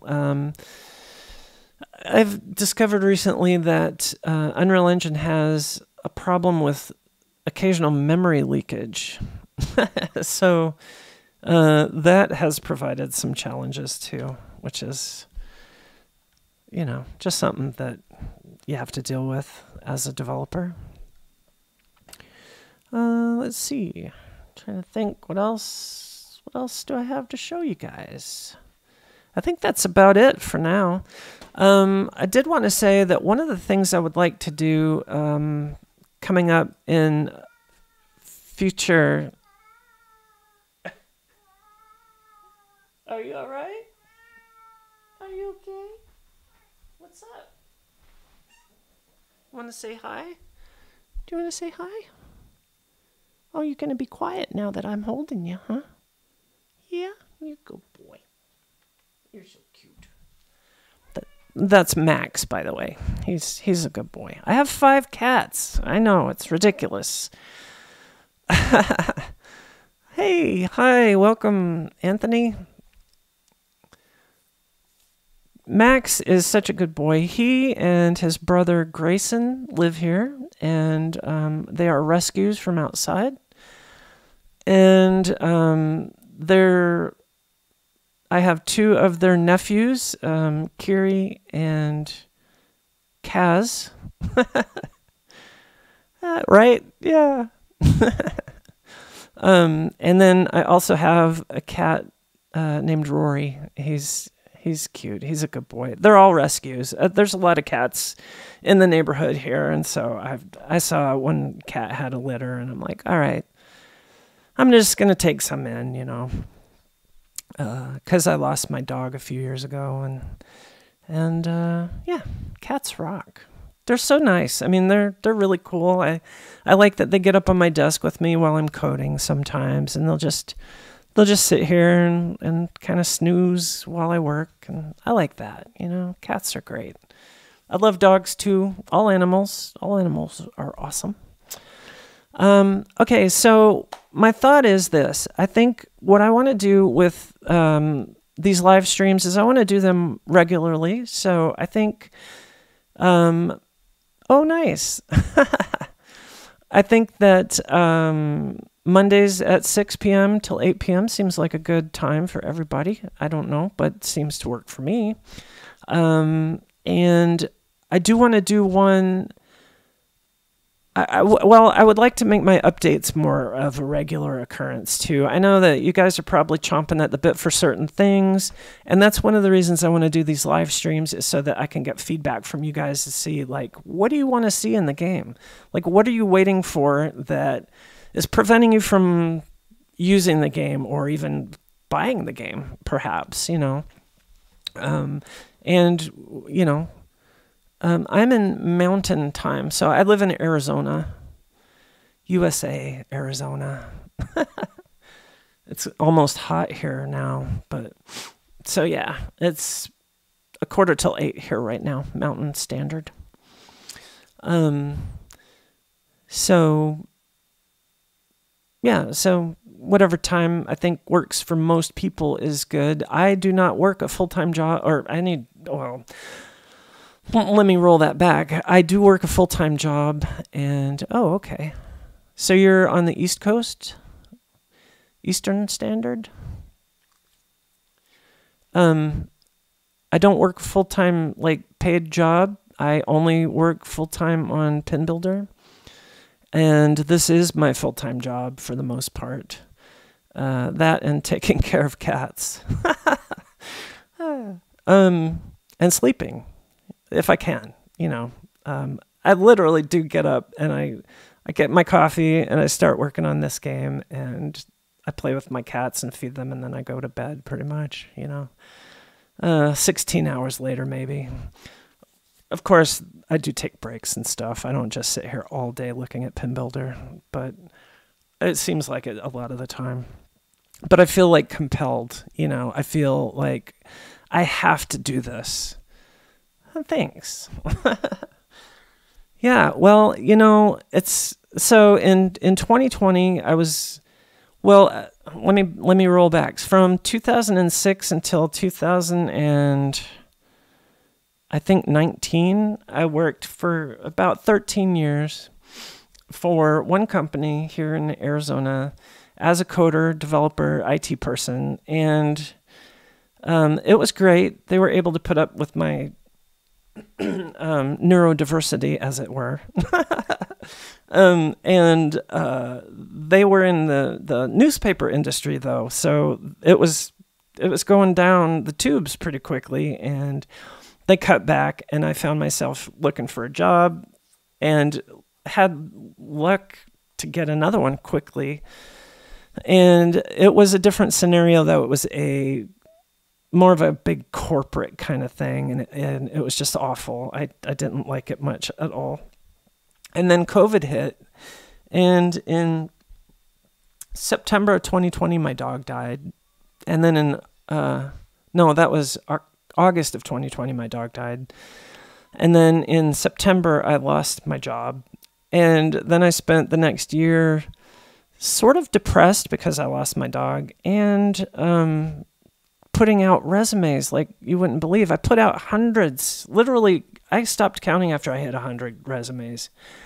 And I got 4 callbacks and 3 interviews and 1 callback after an interview on the phone. So I was like, okay, you know, the universe is trying to tell me something. It's time to just do my own thing. And I had wanted to build this game for probably 6 years up until that point, and I decided I'm done. I'm done wasting my time for somebody else's enrichment, and I don't know if this will make me any money or not, but it's something I wanted to do. So I decided it was time, and I've exhausted my 401k and my retirement and all that, but I'm still here. Yay! And I'm loving what I do. So this is all I do, really. And I used to play guitar. I had to quit that.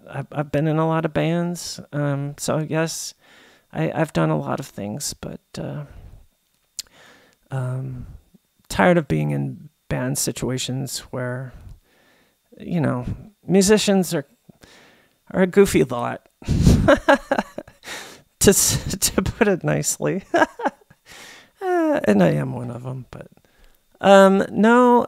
So I got basically what effectively was carpal tunnel in my left hand, my fret hand, and I discovered that playing guitar for anything more than about 10 minutes really started to hurt badly.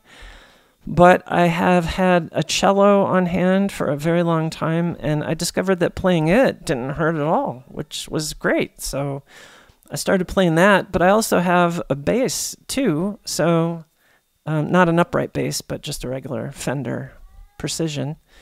And so I've been playing bass. I've been really getting back into old music that I love, like Tool and... oh, shush! Quit it! I have that cat. And so I've been learning some old Tool. I love them. They're just an amazing band. So I've been playing a lot of bass too at times. It gives me it gives my eyes a break from looking at a screen all day, and I can use my ears and my fingers for something else. And interestingly, guitar uses the fingertips more than it does the flat of the fingers. So bass is great. It doesn't hurt. Oh, Tool on cello. Yeah, that would be cool.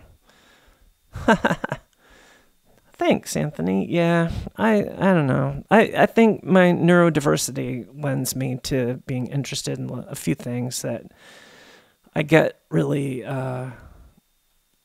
hyper-focused on, you know, like not necessarily obsessive, but like music and pinball are pretty much my two main things I'm obsessed about. I love restoring stuff too, though, like pinball and arcade games. So I have a house full of those, and I like restoring cars too. So I have a few of those.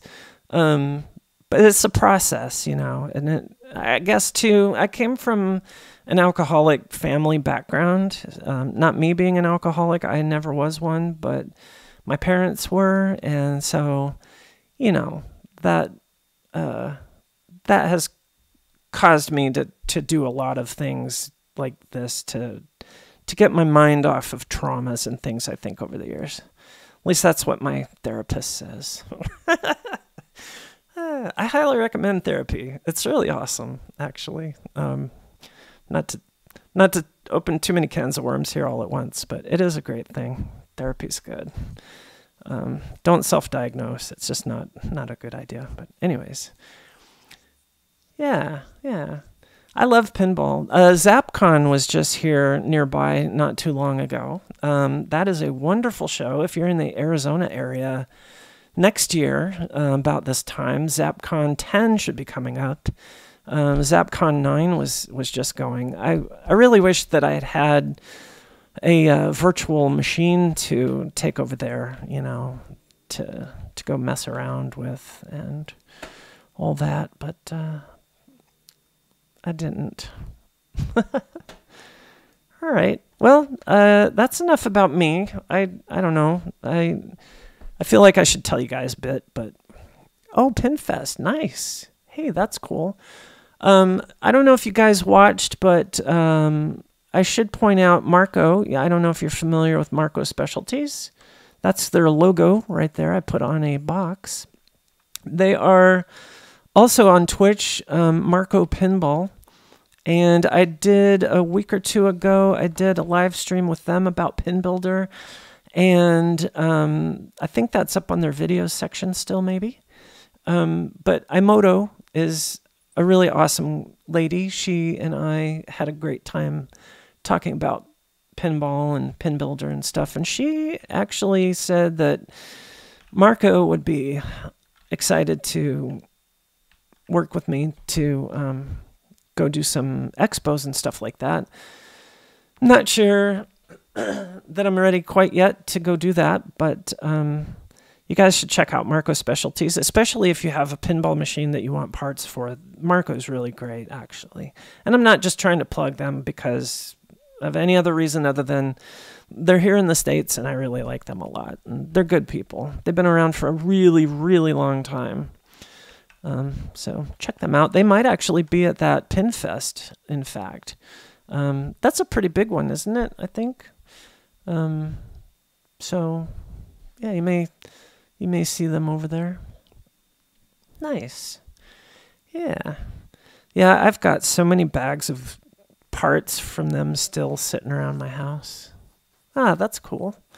I think medium-sized ones are the best. It doesn't get too crazy. This one was pretty good. Let me see if I can find a link.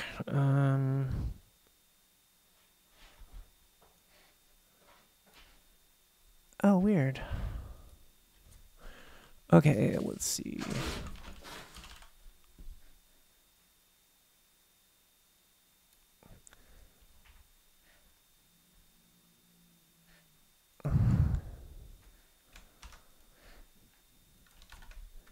All right, there's a link to the ZapCon doodad thingy-o.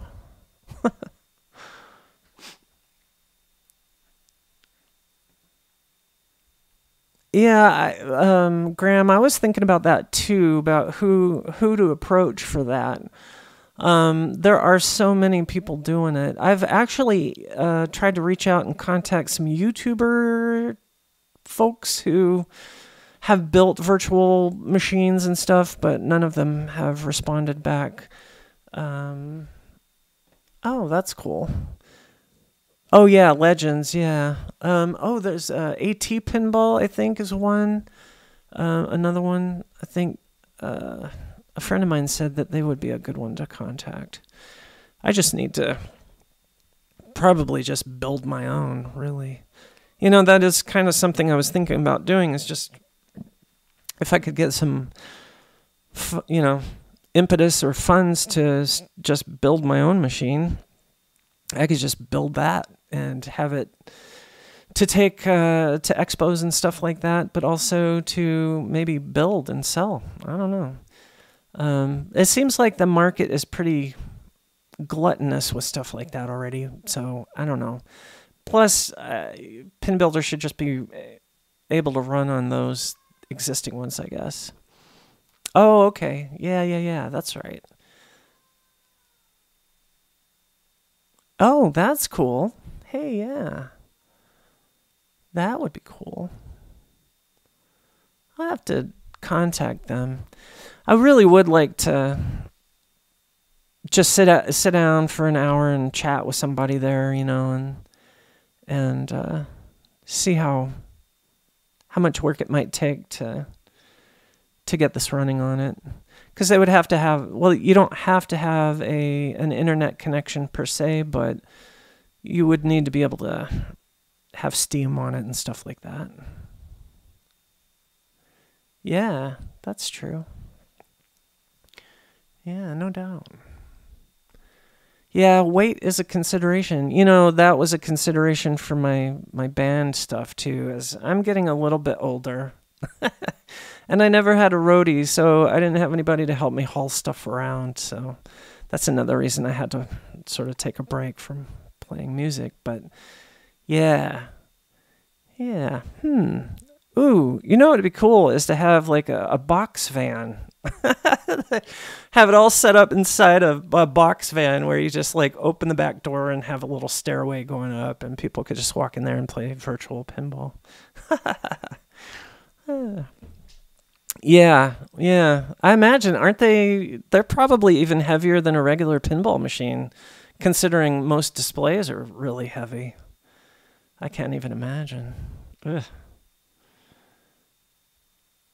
That's why a headset is kind of nice.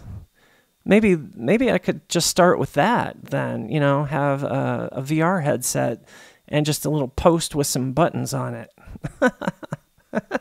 So I could just carry around like a little 2x4 stand with buttons and say, here you go, stick this on your head, poke these in your ears. There you go. Now you're playing pinball. Woohoo! All right, I'll check that out. Oh, nice. Yeah. Yeah, I really do need to look into that. I need to get a small business loan so I can start working on some stuff like that. That's what I need to do, really. I don't know, Anthony, if you saw any of the other stuff we were talking about, but I have an old first gen HTC Vive headset that I tried to hook it up the other day and see if I could get it working with PinBuilder, and Steam didn't even recognize it, and there are no drivers on HTC's website or anything. Oh, that's cool. I'll look into that, Graham. Nice. So yeah, so my headset doesn't seem to want to work anymore, but anyway. Cool. I'll check that out.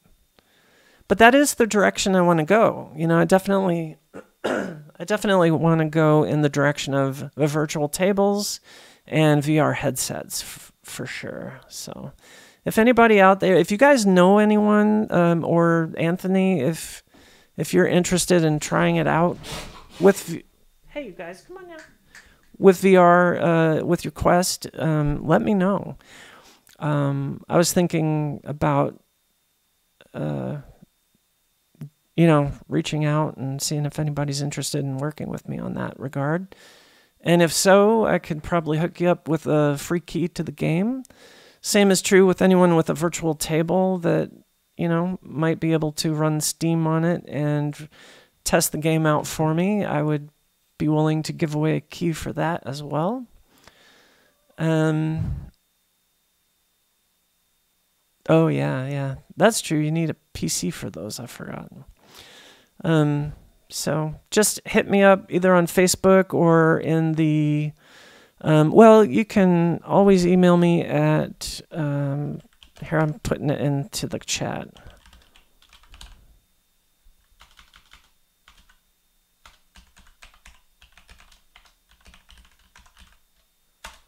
You can always contact me directly at that email address, pinbuildergame@gmail.com. And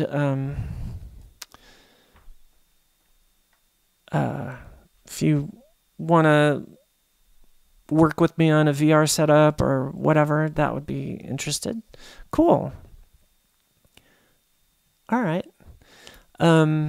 So yeah, just let me know and just hit me up through the email there and we'll talk about that further. That would be helpful and awesome. I don't know what else I have to mention at this point in time. And if you guys think of anything else, you can just shoot it to me at that email. I really, really appreciate you guys being here. This has been fun. I am really drained, but this has been really fun. All right, that's cool. Thanks, Graham. I appreciate it. And I will do these every Monday from now on, unless something tragic happens in my life, I guess. So, yeah, that was fast. Awesome. So, yeah. So, I'll see you here again next Monday at 6 p.m. my time. Unless, I might jump in and do some extra live streams between here and there, but that'll be my regular time. But I will always post in the Steam discussion board or on Facebook. If I'm gonna man, I can't even form sentences anymore. But I will post on the online if there's anything else coming up or anything. Yeah. Steam and steamboards. Yeah, I need to do that. I have been though, since you mentioned it the other day, I've been focusing on that a lot more. I'm trying to keep it up to date and stuff. Sometimes it seems like it doesn't really show me the updates quite well. I have to click into the topics to see if there's something new or whatever. But all right. Well, thank you guys. I am going to shut down the stream now. And again, go out there and have some fun. Do some pinballing of some sort or another.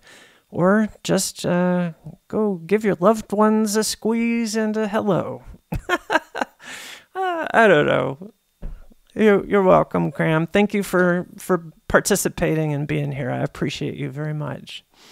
All right, Anthony, thank you too for being out there, and all of you other folks who are still on the chat. Holy shit, pardon my French, but I did not know there were so many people watching. This is great. Aaliyah, Alyssa, Sophia, 8 Havides, Esmer, Donk, all you guys, thank you so much. I'm not going to read all of those. Those are really hard to read. I appreciate everybody. True that. All right. Good night.